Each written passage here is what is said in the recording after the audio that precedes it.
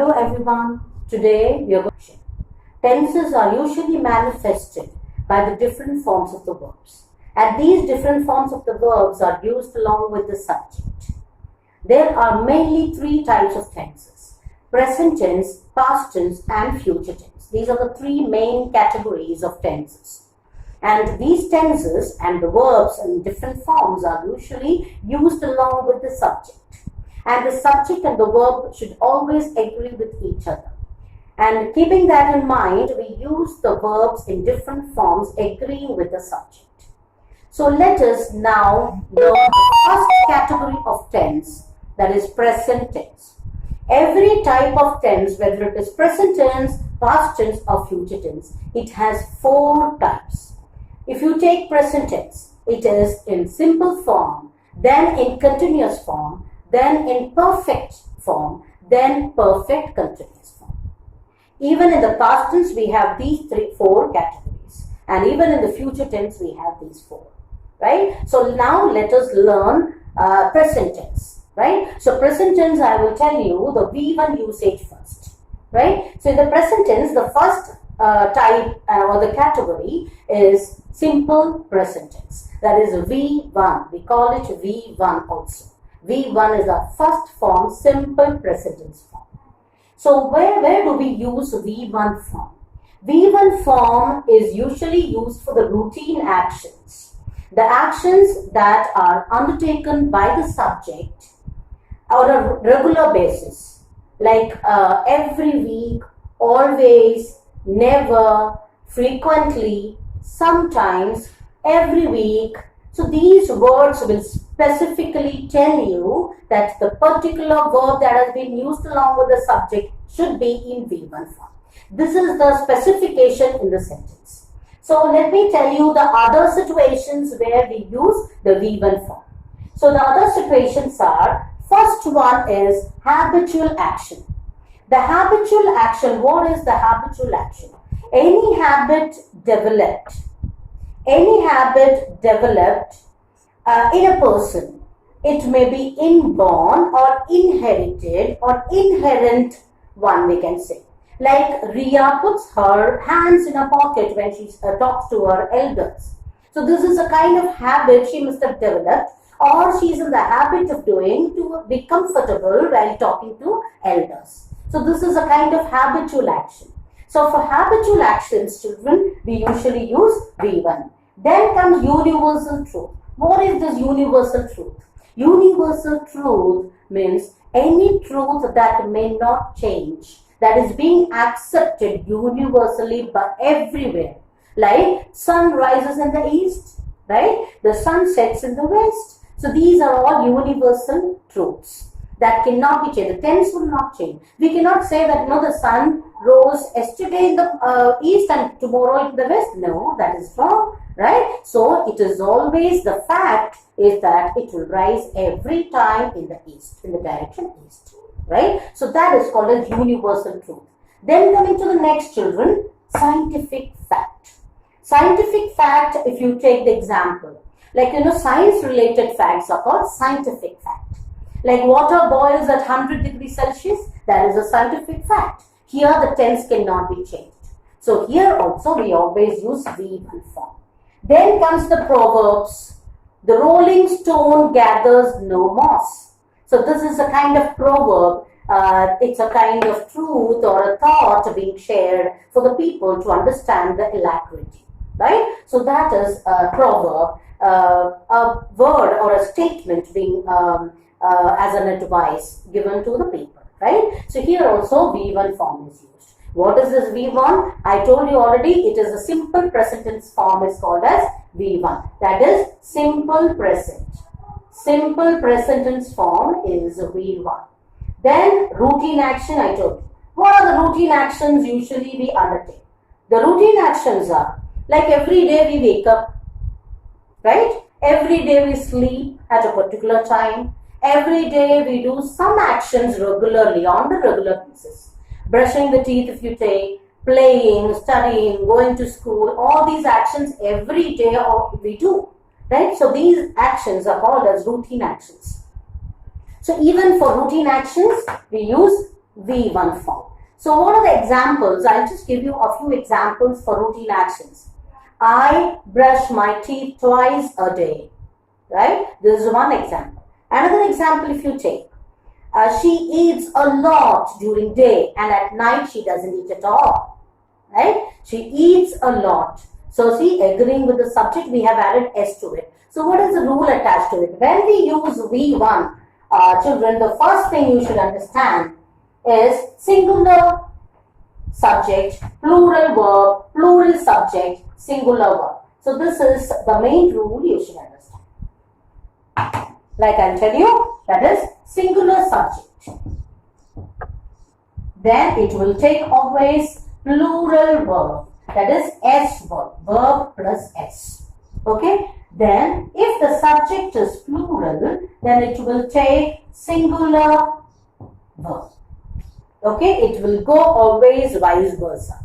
If the subject is singular, the verb should take S. If the subject is plural, the verb can be used as such without any additions. Like I told you, the child speaks, children speak. Right? When the child, only one person, we add S to the verb, that is child speaks, S. When children, when we talk about, that is the plural subject, it will always take the verb as such without any additions, that is without adding S to it. Okay? So that is the usage of V1. So V1, it's very important, children. You need to understand the usage of V1 because V1 we very often use in the conversation and it is used in many situations too. So you need to understand thoroughly where do we use actually V1, right? So we say that the teacher teaches because she is not going to teach only one day.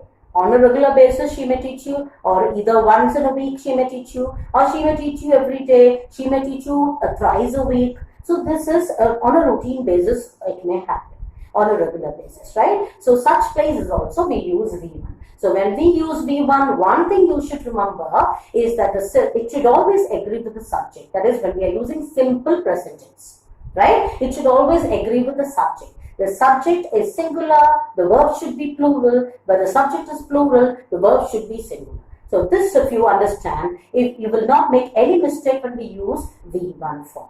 So I hope V1 form is clear to you, right? A V1 form means habitual action, universal truth, scientific fact, and routine actions. For these situations, we should remember that we should always use V1, that is the action word as such, agreeing with the subject.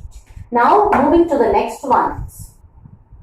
The next type of tense I am going to teach you, type of tense, is continuous tense. What is continuous tense? Continuous itself, it means ing form of the verb. When we add ing to any verb, that is continuous form. But I told you, children, when we use even V1 form, it should agree with the subject. So just by the addition of ing, how can we use it directly with the subject? It will not agree, right? So we need to add something else. What is that which is going to be added?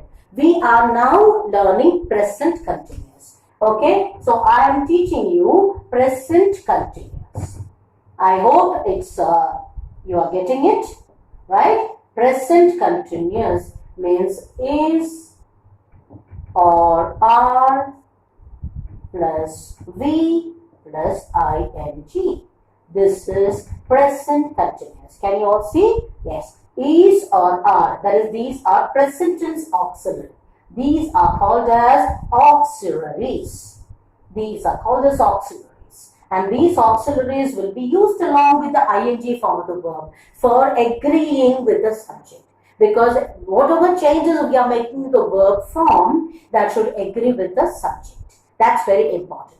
So, what is the specification for using ing continuous form? Present continuous form, that is doing. I am playing in the garden. Okay, my teacher is teaching me a very important topic. Is teaching me. That is noun. What is that? When do we understand? How do we understand ing form? That is when some action is being undertaken at the time of the speech. Simultaneously when it is being spoken about, then we use ing form. right? So what is the specification for that? If the sentence has the adverb means the phrase or any verb, any word in the sentence that will tell you the exact time of the occurrence of any action. So this adverb and verb, they are interconnected. Adverb is a specification that will tell you what kind of form of verb or what kind of verb has to be used along with the subject. So ing verb cannot be used along with the subject. Ing verb needs a support. So this ing verb is always preceded by the auxiliaries. What kind of auxiliaries? Again, there is a rule for this. Like V1 I told you. If the subject is singular, here it is not opposite, children. It is same in number. When we use auxiliaries, is, are, was, were, am, these auxiliaries when we use, it should be in same number as of the subject. Like if the subject is singular, the auxiliary should also be in singular. Then the ing form of the verb. It is continuous tense, so we know that we have already learned that it will take ing along with the verb. So that is called as continuous. Example, if you say, take, the children are making too much noise. The children are making noise. See, children, plural, so it even this plural auxiliary to be used, right? The child is crying. So child will always take is. So singular subject, singular helping verb, plural subject, plural helping verb. That is a rule you should always follow when we use auxiliaries. Clear, children? That is ing form. Then coming to perfect tense. I'll teach you perfect tense. What is that perfect tense? I told you in the beginning that is we are going to discuss 4 types of tenses. Simple tense, V1. Continuous tense, ing. Then comes perfect tense. Perfect tense will always take V3. But whenever we are changing the form of the verb, you should always be clear that it should be preceded by any supporting verb, helping verb or auxiliaries. So perfect, as soon as you just listen to the word perfect, you should decide that you should use has or had. We are discussing here present tense, so I am taking only present tense auxiliaries, right? So has, agreeing with the subject. Singular will take has, plural subject will take have. So the children have done the work, V3 form. Okay, the child has finished the work. So this is perfect tense. So when do we use perfect tense? When some action has been completed. There is no question of continuing it. Then we say it is a perfect tense. Suppose somebody is just requesting or instructing you to do something, but you have already done it. Before the person is asking you to do something, you have already done it. So there we can use perfect tense. Okay, so that is about present perfect tense. Has or have plus V3 form. Okay, hope it's clear to you. Now, coming to the next example also I've given you. So V1, the next is ing form preceding by the auxiliaries is or are. Then coming to present perfect, that is has or have plus V3. Perfect tense will always take V3 form. Okay, perfect means has, have or had. Then it will always be followed by V3. Okay, then coming to the next one, that is a little important one, that is perfect continuous. What do you know about perfect continuous? Continuous, the word itself indicates that it should have ing form. Continuous means it should have ing form, right? So when we just take about perfect continuous form, perfect means has. Continuous means V plus ing. But can this be used together? No. Why? Because has will always take V3. So there is a gap, something more to be added. Because continuous it is, so we have already written ing form. This ing form cannot be used along with has or have. Okay? It should always take V3 form. So something more to be added. So we are adding en form from the be family, being. To stick to the rule. What is the rule? Has, have and had should always be followed by V3 form. What is V3 form? EN form. So this EN form, to stick to the rule, we have taken B, the head of auxiliary family, along with EN, so that we can use continuous, perfect continuous form. Where do we use it? Any action that started at a point of time and it is still continuing, there also we use. Suppose you started your copy work on Sunday. Okay, then till now you have not completed it. Then that is called as perfect continuous. It is still continuing. Okay, so since Sunday. When did you start? You started it on Sunday. So since Sunday, the action has been continuing till now when we are talking or speaking about the action. That is called as perfect continuous action. Okay, that is present perfect we are talking about. So we have taken has been. Okay, had it been past continuous, past perfect continuous, then it will become had.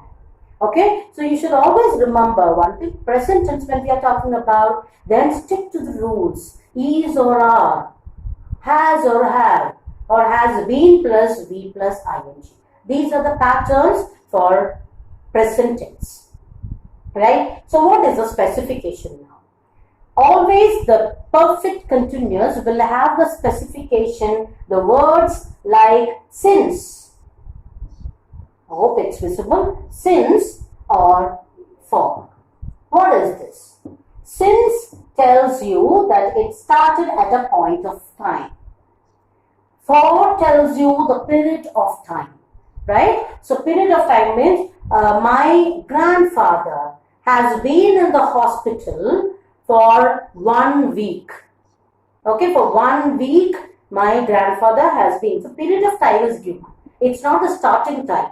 It is the period of time. That is 1 week means so many days included in that, right? So that is called as period of time. So when specification since or for used, then you should understand that since or for point of time and period of time given, that is making it clear to you that it is perfect continuous.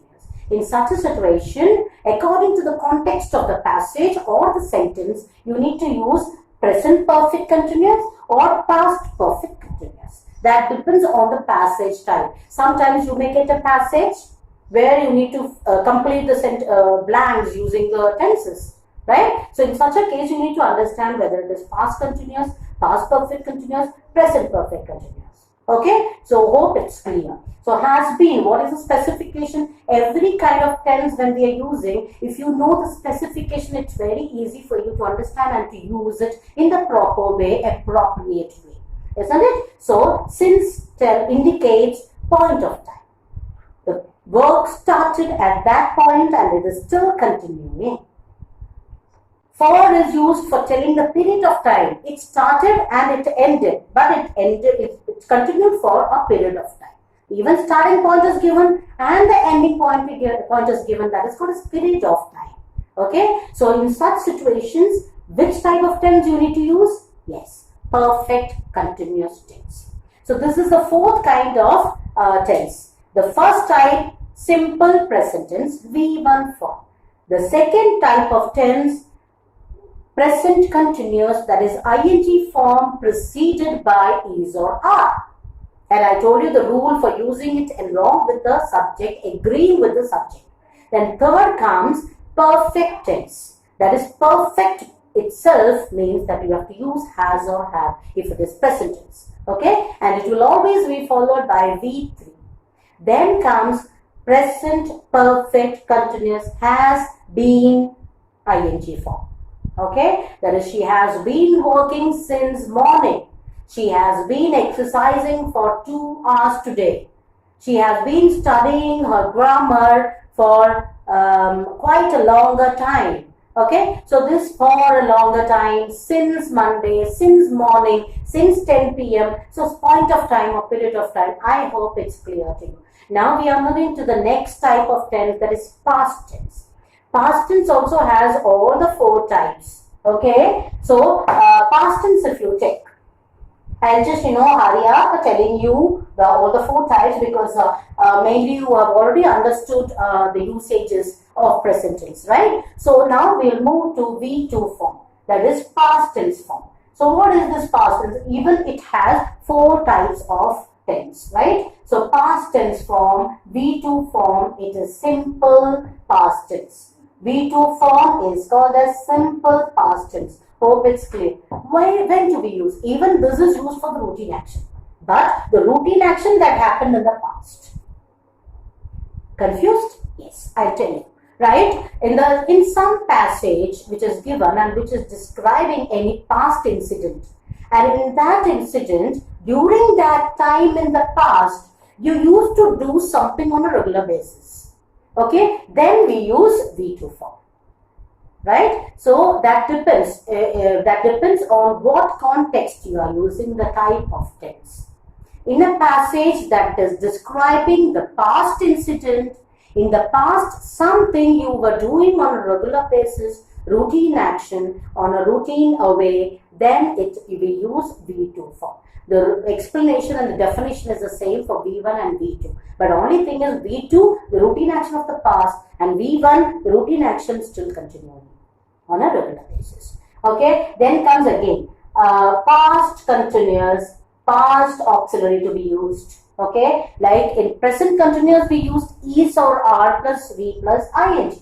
Here we will use was or were plus V plus ing. I was doing. Suppose your mother called you when you were in the hostel, right? So you were doing something yesterday. So you are telling that to your friend, yesterday my mother called me when I was washing my clothes. She was quite surprised. See, this is the way we are conversing. Very easy to understand. Like in the past, something was going on when something else happened. Like mother called. Okay, when your mother called, something was going on. What was going on? That is continuous action. So that is called as was plus V plus ing. I'll give you one example, right? So when I was strolling in the garden, when I was strolling in the garden, I saw a beautiful butterfly. Okay, when did you see the butterfly? When something else was going on. What you were doing? You were just strolling around in the garden. When I was strolling around in the garden, I saw a beautiful butterfly. So this is example for past continuous. Again, there is one important thing I'll tell you, children. Now, past perfect, it has a little complication it's not complicated, but you need to understand it clearly. Okay, that is past perfect. When you use past perfect, what is the thing concept you need to understand? Had plus V3. Usually we don't use had plus V3 directly in the simple sentence. The sentence will be usually in complex form and it may have two actions that happened in the past. One action occurred earlier and the other action occurred later. Okay, so with the earlier action, we will usually use had plus V3. That is called as past perfect. This is the third type of past tense I am explaining to you. Past perfect means any action that occurred earlier than the later action. Okay, so the explanation is two actions in the past.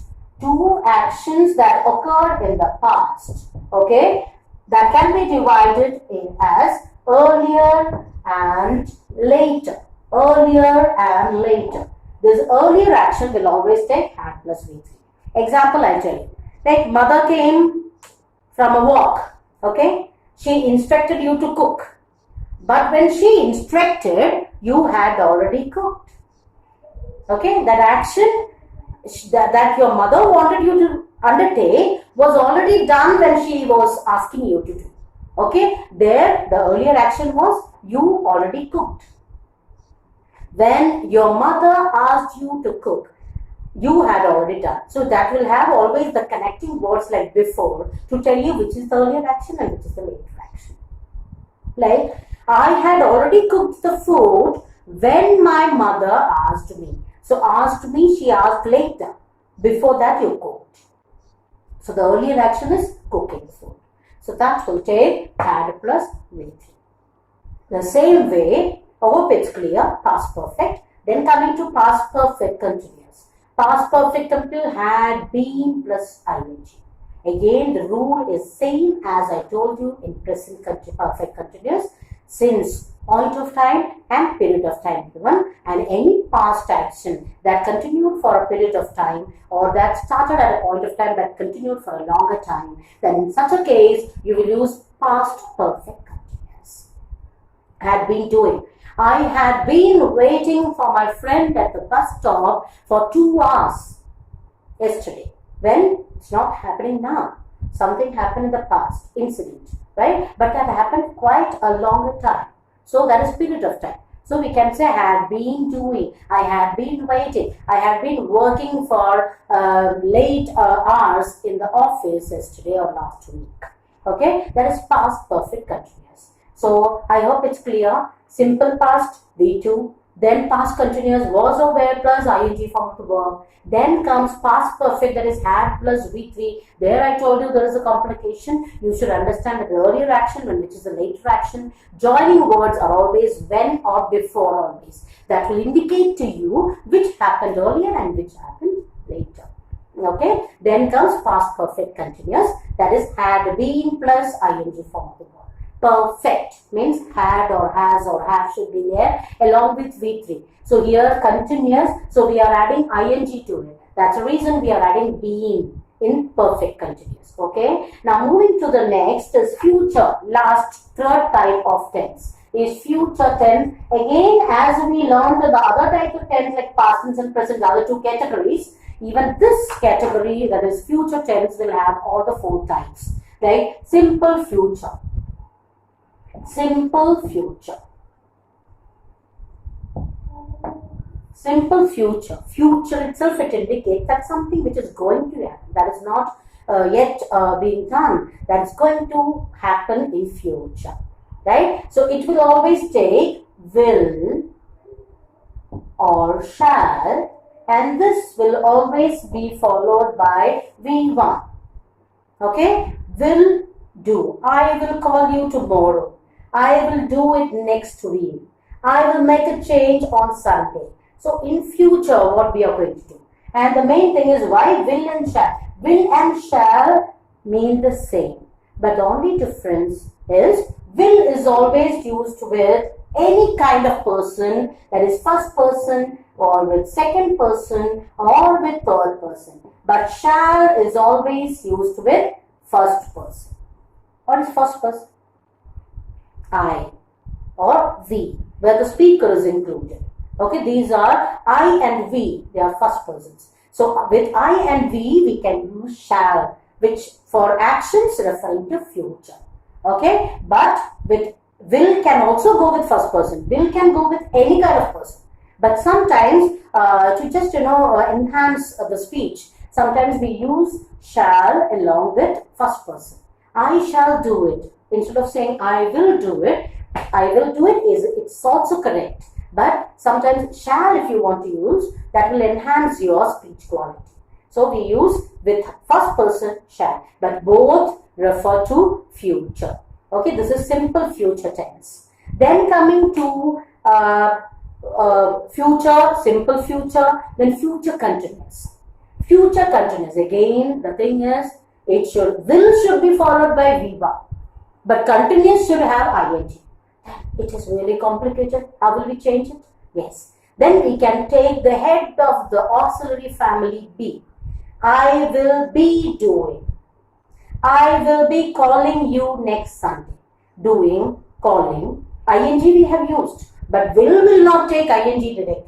There is something we need in between. So we are taking the head of the auxiliary family be. Okay, will be doing, I shall be doing. So these are continuous, future continuous. And simple future and future continuous. Both can go with future specification. Like any tense, you know that it is going to happen in future. But that particular verb form can take even both continuous and also simple form.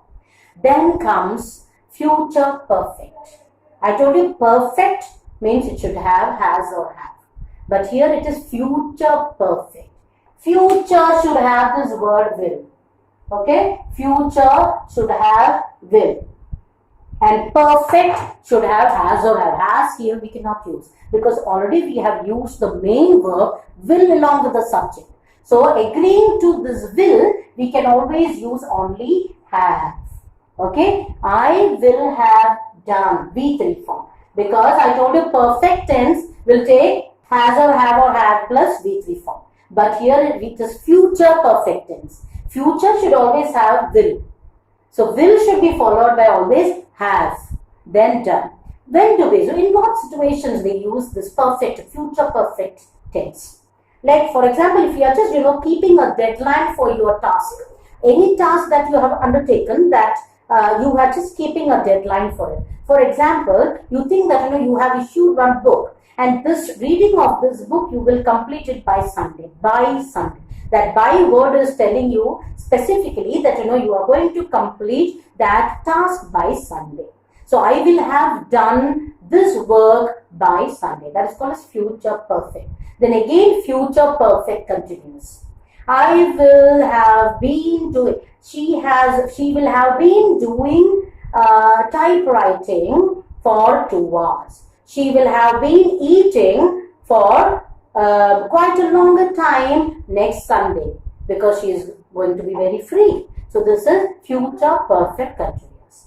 So I hope it's clear. I have told you simple future, then future continuous, then future perfect, then future perfect continuous. Every category of tense, like whether it is present tense, past tense or future tense, it will have 4 categories and in different forms. And the specifications you need to understand so that you can identify which kind of tense has to be used along with the subject, agreeing with the subject. Hope the concepts are clear to you. Thank you so much. All the best.